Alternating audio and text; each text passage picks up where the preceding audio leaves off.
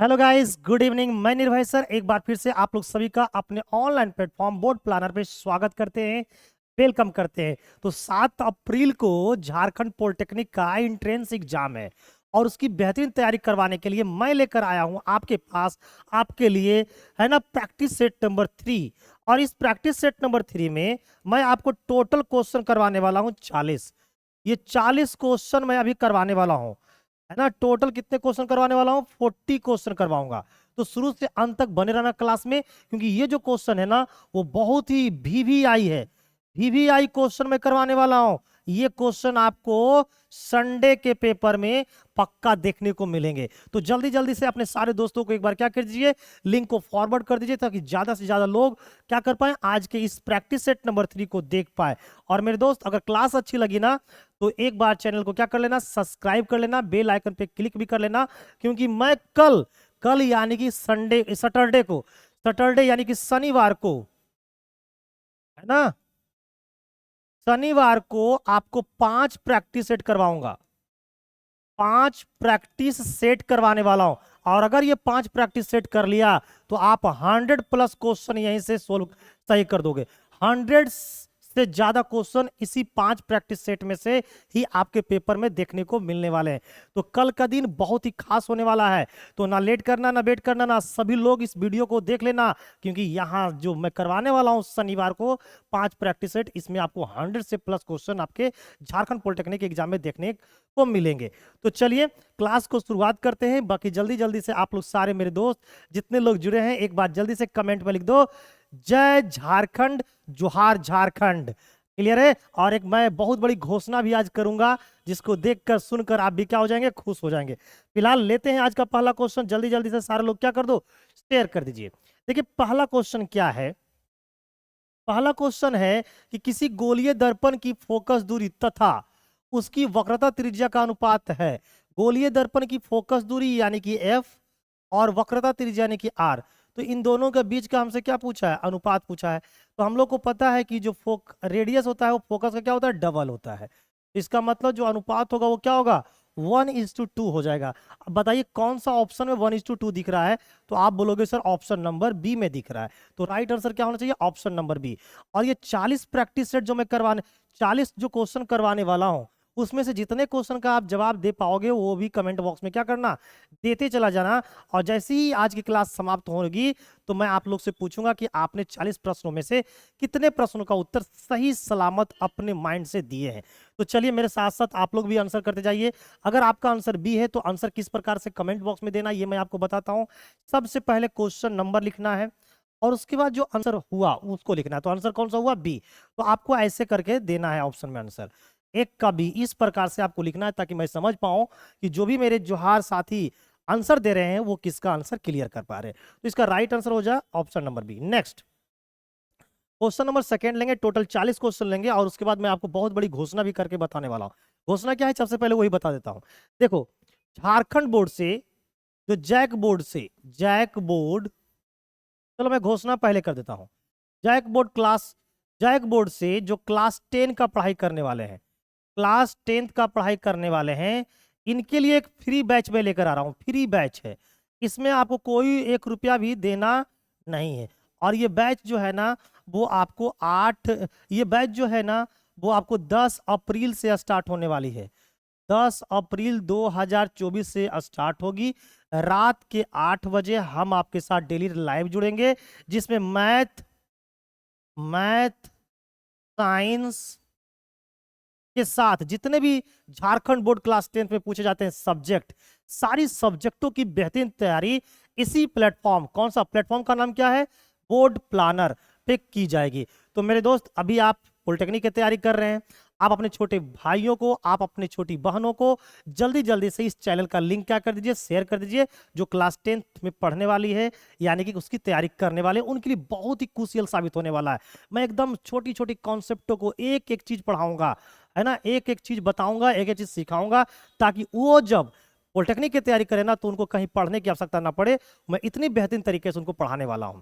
तो चलिए इस बात को जरूर याद रखिएगा कि जैक बोर्ड क्लास 10th का एक हम फ्री बैच स्टार्ट करने वाले हैं, है ना, जिसकी समय सीमा बहुत ही कम होगी और ये 10 अप्रैल से स्टार्ट होगा रात के 8 बजे, इसमें मैथ साइंस के साथ बाकी सारे सब्जेक्टों की बेहतरीन तरह ही तैयारी करवाई जाएगी। अब आते हैं हम आज की जो क्वेश्चन नंबर 2 है। क्वेश्चन नंबर 2 में क्या है कि किसी वस्तु को अवतल लेंस, अवतल दर्पण जिसकी फोकस दूरी 15 सेंटीमीटर है से 30 सेंटीमीटर की दूरी पर रखा गया है। बताओ वस्तु को कहां रखा गया है? फोकस के डबल दूरी पर, यानी u का जो वैल्यू है वो 2 गुना क्या है? f है। बताओ, और 2 गुना जो f होता है वो क्या होता है? c होता है। c बराबर क्या होता है? 2 गुना f, क्योंकि सेंटर ऑफ कर्वेचर से पोल की जो दूरी होती है, सेंटर ऑफ कर्वेचर से जो पोल की जो दूरी होती है वो क्या कहलाती है? रेडियस कहलाती है।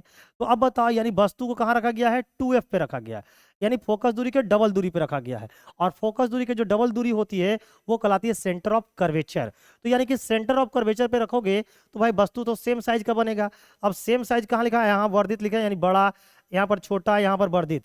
यहाँ पर देखो एक ही आकार का बनेगा। क्लियर है ना? फोकस से अगर डबल दूरी पर रखोगे ना तो वस्तु क्या होगा? उसी आकार का बनेगा। तो एक ही आकार का बनेगा, यानी कि जितनी उसकी साइज है उतना ही साइज का बनेगा। तो भाई ऑप्शन नंबर तो मुझे डी दिख गया है।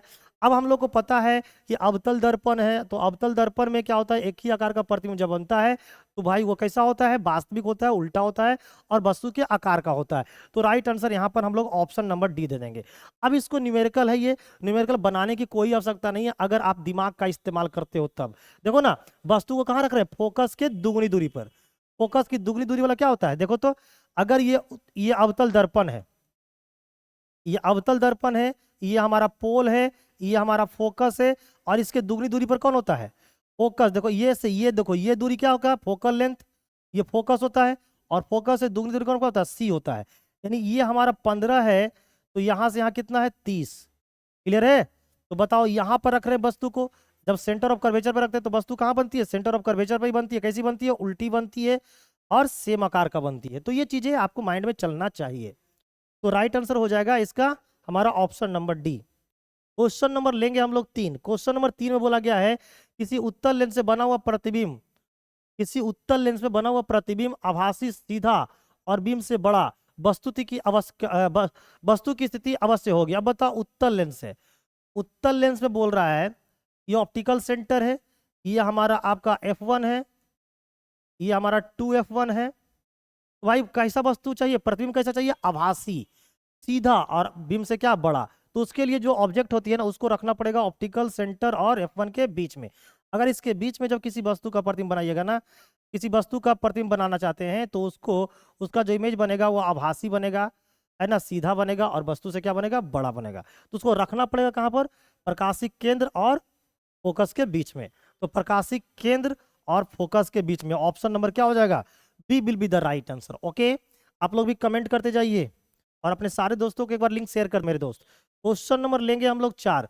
किसी अवतल लेंस द्वारा वस्तु का प्रतिबिंब सर्वदा होता है। अवतल लेंस है, लेंस कौन सा है? अवतल। अवतल लेंस में क्या होती है? हमेशा वस्तु का प्रतिबिंब छोटा बनता है और आभासी बनता है। छोटा और आभासी, ऑप्शन नंबर सी में दिख रहा है ना? ऐसे देखो, यानी इस प्रकार से आंसर आपको याद होना चाहिए कि डायरेक्ट ऑप्शन में ढूंढो कि कहां पर लिखा हुआ है, ये नहीं कि एक करके ऑप्शन क्या करने लगो? पढ़ने लगो। ऐसे होना चाहिए तैयारी। Question number 5। क्वेश्चन नंबर 5 में बोला गया है, देखिए कि किसी बीम को 10 सेंटीमीटर फोकस दूरी वाले उत्तल लेंस के सामने 20 सेंटीमीटर की दूरी पर रखा गया। अब जाओ, रखने का काम क्या हो रहा है? फोकस के डबल पे हो रहा है। फोकस के डबल कौन होता है? 2f1 होते हैं। ये 2f1, फोकस के डबल का मतलब क्या हुआ? 2f1, यानी 2f1 पे रखोगे तो इसका इमेज कहाँ बनेगा? 2f2 पे बनेगा, है ना? और 2f2 पे जो बनेगा वो कैसा बनेगा? समान आकार का बनेगा, समान आकार के बनेगा। और लेंस कौन सा? उत्तल लेंस, तो कैसा बनेगा? वास्तविक समान आकार का बनेगा। वास्तविक और समान आकार का कहाँ लिखा हुआ? वास्तविक और एक ही आकार, समान आकार मतलब कि एक ही आकार का। यानी राइट आंसर क्या हो जाएगा? आपका ऑप्शन नंबर बी हो जाएगा। नेक्स्ट क्वेश्चन नंबर हम लोग लेंगे 6। कभी कभी वृद्धावस्था में लोगों का क्रिस्टलीय आंख का लेंस अस्पष्ट तथा धुंधला हो जाता है, अस्पष्ट तथा धुंधला हो जाता है। इस दशा को क्या कहते हैं? कभी कभी क्या होता है कि उम्र बढ़ने के साथ साथ क्या होती है कि हमारे आंखों क्या होते हैं, धुंधला दिखाई देने लगते हैं, या लेंस जो होता है वो अस्पष्ट तथा धुंधला हो जाता है। वो ऐसा क्यों हो जाता है? क्योंकि हमारी आंखों के जो लेंस होते हैं ना, उसके ऊपर एक लेयर बन जाती है व्हाइट कलर का, और वो लेयर का फिर हम लोग ऑपरेशन करवा के क्या करते हैं, ठीक करते हैं, जिसकी वजह से जो दृष्टि दोष हमारे आंखों में उत्पन्न होता है उसे हम लोग मोतियाबिंद कहते हैं। क्या बोलते हैं? मोतियाबिंद। तो मोतियाबिंद का क्या होती है, ऑपरेशन करवाया जाता है, और जो लेयर हमारे आंखों के ऊपर में जमती है उस लेयर को क्या किया जाता है, हटाया जाता है। तो क्वेश्चन नंबर जो आपका 6 है उसका राइट आंसर बी हो जाएगा। क्वेश्चन नंबर 7 कहता है कि मानव के दो नेत्रों द्वारा क्षैतिज दृष्टि क्षेत्र लगभग होता है।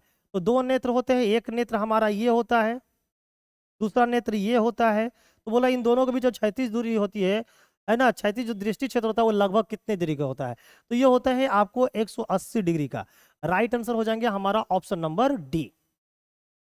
आप लोग का भी आंसर जो आ रहा है वो कमेंट बॉक्स में डालते जाओ, ताकि मुझे लगे कि मेरे बच्चे, मेरे दोस्त, मेरे भाई, मेरे बहनों की जो तैयारी हो बहुत ही लाजवाब है। तो एक बार लिख दो सभी लोग, जोहार झारखंड। क्वेश्चन नंबर 8, आंख में प्रवेश करता हुआ प्रकाश की मात्रा है ना डैश द्वारा नियमित नियमित तथा नियंत्रित होती है।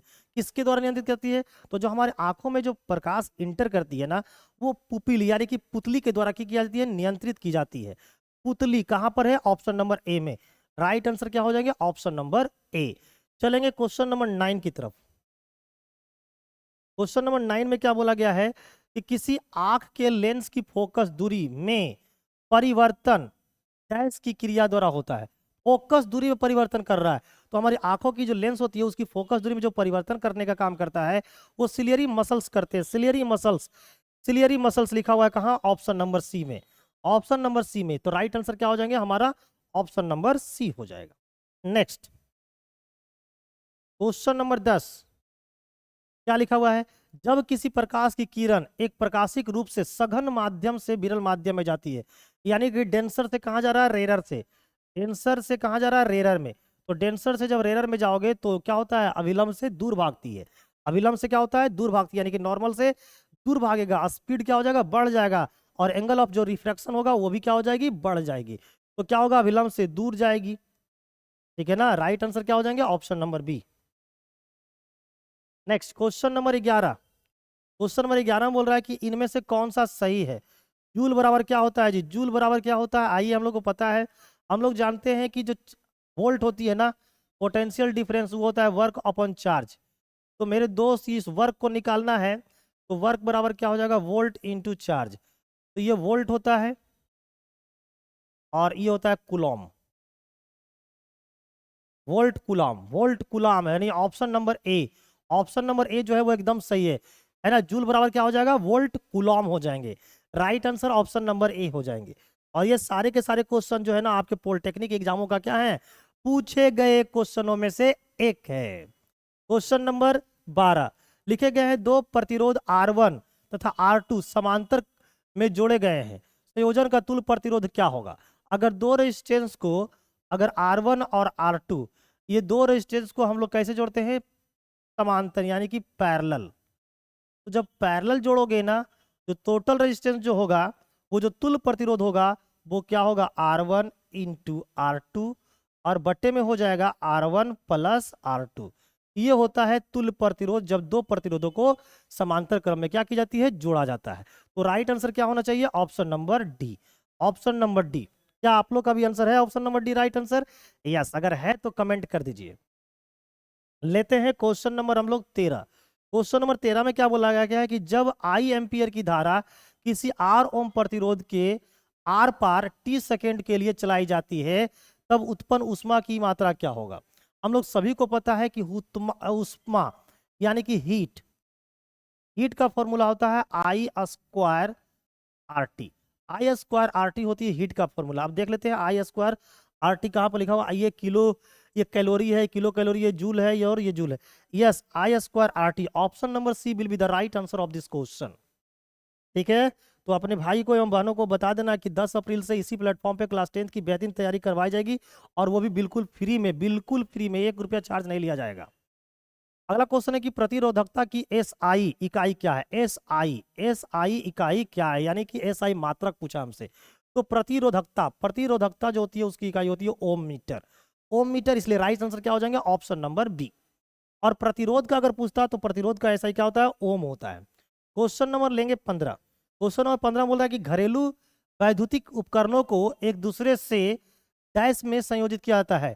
तो घर में जितने भी चीजें लगी हुई होती है ना, वो किस रूप में लगी होती है, समांतर क्रम में जुड़े होते हैं। जितने भी आप देखते हो ना कनेक्शन है ना, डोमेस्टिक वायर में जो आपको वायरिंग की जाती है ना, वो कैसे की जाती है, पैरेलल क्रम में की जाती है, यानी कि समानांतर क्रम में की जाती है। राइट आंसर हो जाएंगे हमारा ऑप्शन नंबर क्या, B will be the right answer, है ना। तो लगा देंगे आगे पानी में और बना देंगे झारखंड पॉलिटेक्निक के हर एक क्वेश्चन को तूफानी में। क्लियर है। चलिए क्वेश्चन नंबर हम लोग लेंगे 16। लिखा है कि विद्युत चुंबकीय प्रेरण की परिघटना है, क्या है जी, किसी वस्तु को आवेशित करने की प्रक्रिया, बिल्कुल गलत। किसी कुंडली में विद्युत धारा प्रवाहित होने के कारण चुंबकीय क्षेत्र उत्पन्न करने की प्रक्रिया है, यह महागलत है। कुंडली तथा चुंबक के बीच अपेक्षित गति के कारण कुंडली में प्रेरित विद्युत धारा उत्पन्न करना, यस राइट आंसर हमारा है ऑप्शन नंबर सी। हालांकि अगला भी पढ़ लेते हैं। इसमें लिखा किसी विद्युत मोटर की कुंडली को घूर्णन करने की प्रक्रिया, नहीं, राइट आंसर हो जाएगा हमारा ऑप्शन नंबर क्या, सी। अब देख लो क्वेश्चन नंबर 16 का राइट आंसर क्या, सी आप दे रहे हो, दे रहे हो तो राइट आंसर है, नहीं तो आपको पढ़ने की क्या है, आवश्यकता है। Question number 17। किसी एसी जनित्र और तथा डीसी जनित्र में एक मूलभूत अंतर यह है कि एसी जनरेटर और डीसी जनरेटर में आपसे पूछा गया अंतर, क्या अंतर है जी। पहला, एसी जनित्र में विद्युत चुंबक होता है, बिल्कुल सही बात है, जबकि डीसी जनरेटर में अस्थायी चुंबक होता है, ये बिल्कुल सही बात है। डीसी जनरेटर उच्च वोल्टता देता है, ये भी सही बात है भाई। एसी जनरेटर उच्च वोल्टता का उत्पादन करता है, भाई यहाँ पर तो ये गलत हो गया है, यहाँ पर गलत है। इसका राइट आंसर जो होता है, एसी जनित्र में सर्पी वलय होता है, ये तो बिल्कुल सही है। डीसी जनित्र में दिक् प्रतिबंध, ये भी सही है। तो लेकिन इन सब में अगर कंपेयर करें ना, तो भाई जो मूलभूत अंतर होती है ना, वो ये होती है कि जो एसी जनित्र होता है उसमें इलेक्ट्रोमैग्नेट होते हैं, जबकि जो डीसी जनरेटर होते हैं उसमें परमानेंट मैग्नेट होते हैं। सबसे फंडामेंटल जो अंतर है एसी और डीसी जनरेटर में, वो यही अंतर है। तो राइट आंसर क्या दोगे यहाँ पर, ऑप्शन नंबर ए दोगे, क्या दोगे, ऑप्शन नंबर ए इसका राइट आंसर आप लोग को क्या करना है, देना है। क्वेश्चन नंबर लेंगे हम लोग 18। क्वेश्चन नंबर 18 बोल रहा है कि विद्युत फ्यूज तथा स्विचों को समायोजित किया जाना चाहिए, किसमें समायोजित करते हैं जी, बताइए। लाइव वायर में करते हैं, न्यूट्रल वायर में करते हैं, अर्थ वायर में करते हैं, या फिर आपको नन ऑफ दीज में करते हैं। तो विद्युत फ्यूज है और क्या है, स्विच, इन दोनों को हम लोग लाइव वायर में जोड़ते हैं। तो राइट आंसर क्या होगा, option number A. Option number A जो है वो इस क्वेश्चन का राइट आंसर है। चलिए नेक्स्ट क्वेश्चन नंबर लेंगे हम लोग 19। क्वेश्चन नंबर 19 में बोला गया है क्या, कि जब दो आवेशित वस्तुओं को संयोजित किया जाता है तब उनके बीच कोई धारा प्रवाहित नहीं होती है यदि उनके डैश बराबर हैं। कौन सी डैश बराबर होती है जी, तो भाई उनका डैश बराबर होती है क्या, धारिता, विभव, चार्ज, या इनमें से कोई नहीं। तो वो बराबर होनी चाहिए क्या, उसकी पोटेंशियल। अगर पोटेंशियल बराबर है तो भाई उनके बीच की धारा प्रवाहित नहीं होगी। नेक्स्ट क्वेश्चन नंबर लेंगे हम लोग 20। क्वेश्चन नंबर 20 में क्या बोला गया है, आप लोग जल्दी से कमेंट करके बताइए कि विद्युत शक्ति की व्यक्त की जाती है। विद्युत शक्ति किस में व्यक्त की जाती है, तो हम लोग को पता है कि पावर बराबर क्या होता है, volt into current. Volt into current कहाँ पर लिखा हुआ है जी, वोल्ट इंटू करंट हमारा लिखा हुआ है ऑप्शन नंबर डी में। तो विद्युत शक्ति को हम लोग इस रूप में क्या करते हैं, व्यक्त करते हैं। क्वेश्चन नंबर हम लोग को लेना है 21। लिखा है कि प्रतिरोध आर के किसी तार के टुकड़े को 5 बराबर भागों में क्या करता है, काटा जाता है। फिर इन टुकड़ों को फिर से समांतर क्रम में संयोजित कर देते हैं। यदि संयोजन का तुल्य प्रतिरोध आर डैश है तो आर अपॉन आर डैश का अनुपात का मान क्या होगा। अब देखिए अगर कोई तार है, आर ओम का क्या है, रेजिस्टेंस है, ये आर ओम का रेजिस्टेंस है, इसको 5 टुकड़ों में क्या करते हो, तोड़ देते हो, इस प्रकार से तोड़ देते हो। इस प्रकार से तोड़ा जाता है, कितने टुकड़ों में, 5 टुकड़ों में। और फिर उनका जो प्रतिरोध होता है उसको बोला गया है आर डैश। तो हमसे पूछा है कि आर अपॉन आर डैश का मान क्या हो जाएगा। तो भाई यहाँ पर जब 5 टुकड़ों में तोड़ा गया है ना, तो इसका जो प्रतिरोध होगा वो क्या होगा जी, तो पुराने वाला प्रतिरोध का क्या हो जाता है, 1 अपॉन एन स्क्वायर होता है ना, 1 अपॉन क्या होता है, एन स्क्वायर होते हैं। अब बताइए इसका ये आर हो गया, एन का मान कितना होगा, कितने टुकड़ों में बांटा गया है, 5 टुकड़ों में, तो ये हो जाएंगे 1 बटा कितना, 25। तो जो भाई आर डैश का मान होगा वो आर बटा कितना होगा, 25 हो जाएगा। अब हमसे पूछा क्या गया है, आर अपॉन आर डैश, तो ये आर हो गया, और आर अपॉन आर डैश का मान कितना है, इतना है। तो ये भाई 25 कहाँ चल जाएगा, ऊपर, तो ये आर हो गए इंटू 25 और बटे में कितना हो गए, आर। ये आर से आर खत्म, तो भाई अनुपात जो होगा वो कितना होगा, अनुपात 25 हो जाएगा। 25 हो जाएगा। राइट आंसर हो जाएंगे हमारा option number D. Option number D will be the right answer of this question. Next question number लेंगे हम लोग 22। क्वेश्चन नंबर 22 में क्या बोला गया है कि निम्नलिखित में से कौन सा विद्युत परिपथ में विद्युत शक्ति को निरूपित नहीं करते हैं। यानी इन चारों फॉर्मूला में से कौन सी ऐसी फॉर्मूला है जिसमें हम लोग इलेक्ट्रिसिटी पावर को मेजरमेंट नहीं करते हैं। तो आई स्क्वायर ये तो सही है जी, वी आई भी सही है, वी स्क्वायर बटा आर सही है, लेकिन आई आर स्क्वायर इसमें निरूपित नहीं करते, और यही हमारा क्या है, राइट आंसर है। तो भाई क्वेश्चन नंबर 22 का जो राइट आंसर हो जाएगा वो ऑप्शन नंबर बी हो जाएंगे। ठीक है ना।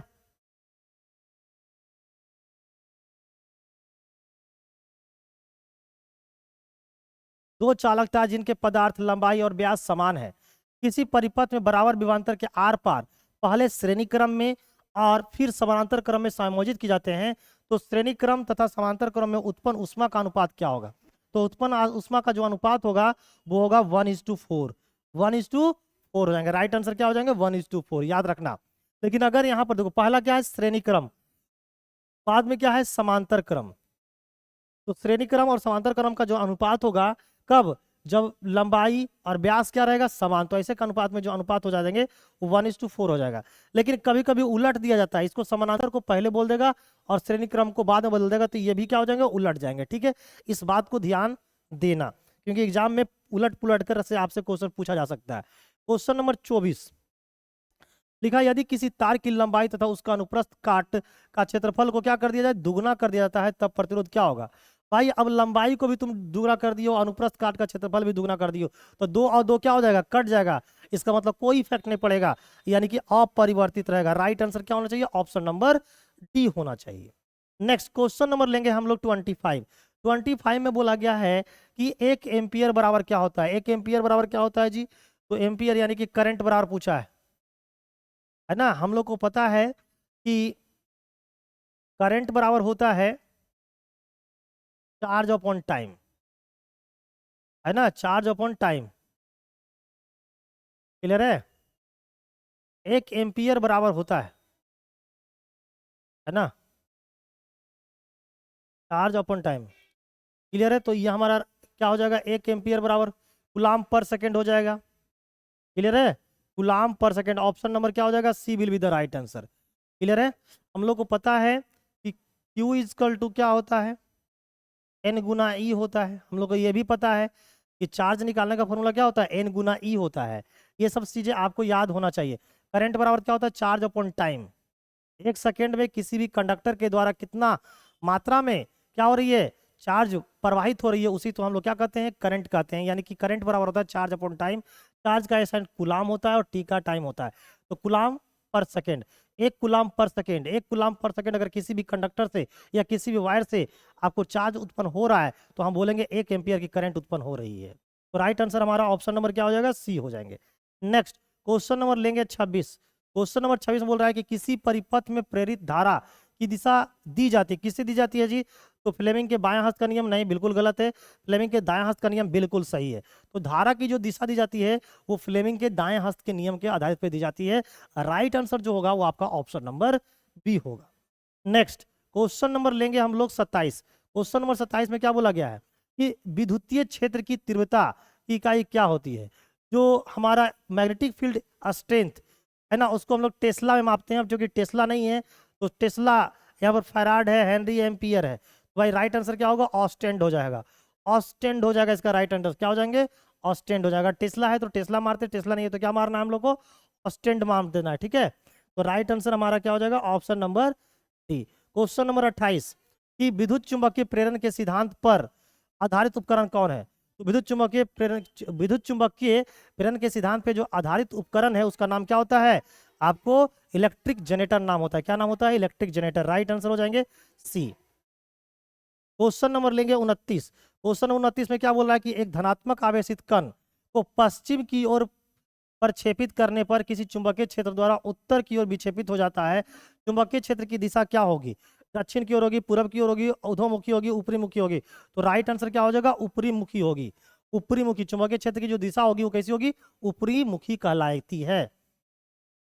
क्वेश्चन नंबर लेंगे हम लोग 30। क्वेश्चन नंबर 30 में बोला गया कि चुंबकीय बल रेखाएं क्या करती है जी, सर्वदा एक दूसरे को प्रतिच्छेदित करती है, बिल्कुल गलत है। कभी भी एक दूसरे को प्रतिच्छेदित नहीं करती। यस, राइट आंसर यही है। मैग्नेटिक फील्ड जो मैग्नेटिक जो लाइंस ऑफ फोर्स होते हैं ना, वो कभी भी एक दूसरे को प्रतिच्छेदित नहीं करती है, इस बात को याद रखना। ये क्वेश्चन आपके पॉलिटेक्निक एग्जाम में पूछा गया है।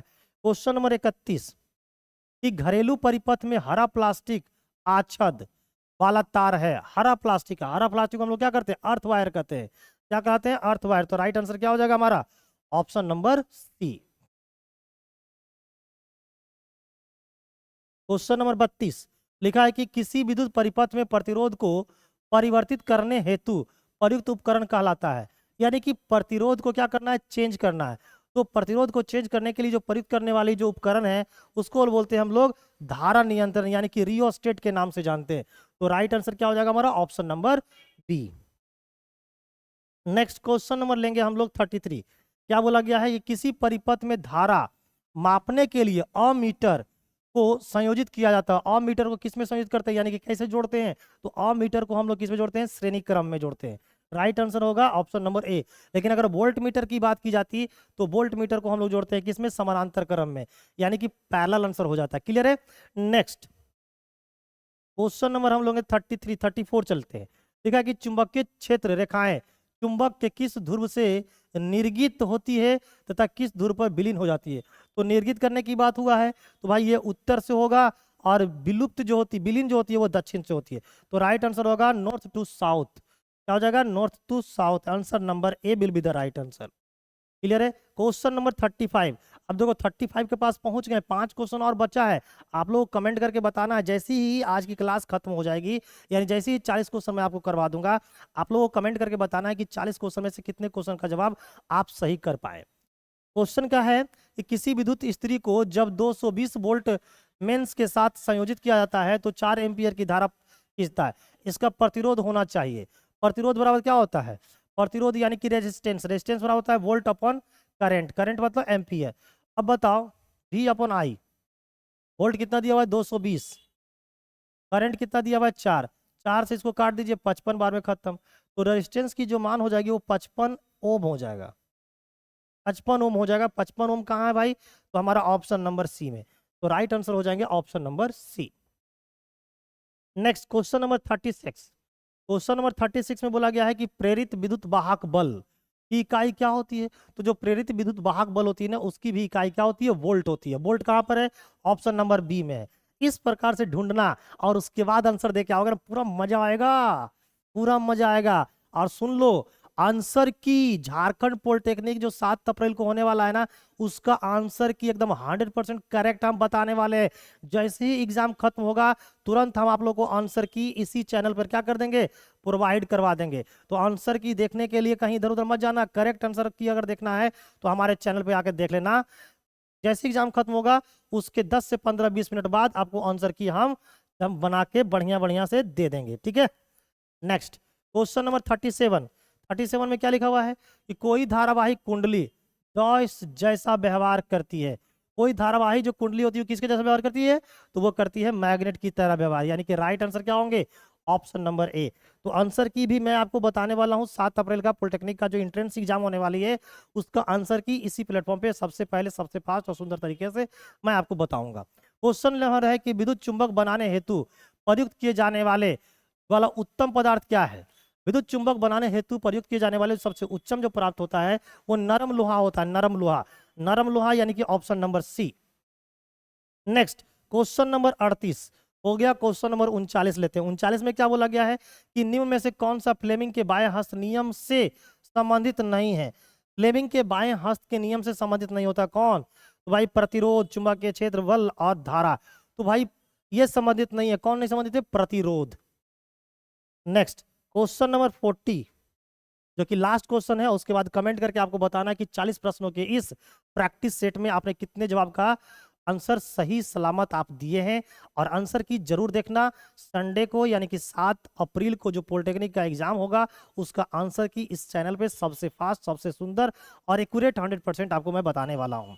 तो सभी लोगों को शेयर कर देना कि आंसर की सबसे पहले यही आएगी, क्योंकि मेरे जो टीम है ना वो बहुत बेजोड़ तरीके से काम करते हैं और सभी लोग अच्छे से जुड़े हुए हैं। तो यहाँ पर आंसर की जल्दी मिलने की संभावना है। क्लियर है। नेक्स्ट, दायां हस्त अंगूठा नियम को डैश के रूप में जाना जाता है। देखिए दायां हस्त अंगूठा रूम को हम लोग जानते हैं फ्लेमिंग के दायां हस्त के नियम कहते हैं। तो राइट आंसर हो जाएगा हमारा ऑप्शन नंबर ए हो जाएगा।